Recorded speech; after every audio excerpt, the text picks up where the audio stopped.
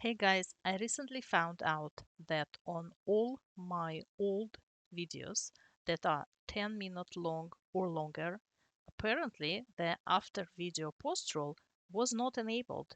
I think they added this button just recently, so there is a chance that we had to manually enable to this checkbox, but I have no idea. So clearly I was not making money on many of my old long videos. So, and I mean 2 year old videos or older, or maybe 1 year old, not sure. Anyway, pay attention to this section because that's how I found out. I and that happened on all my channels. So if you see that they tell you to enable monetization on a video, pay attention to it or simply go check all your long videos that go back.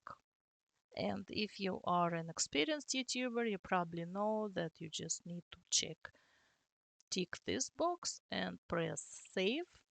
Also, in the past, I know that I didn't want non-skippable ads on my videos because I found them too, distracting, and I was afraid that people will, that it will damage my retention. So I also added not enabled for a very long time. So now it's a time to go review your old content, the monetization section, see maybe there is some button to enable.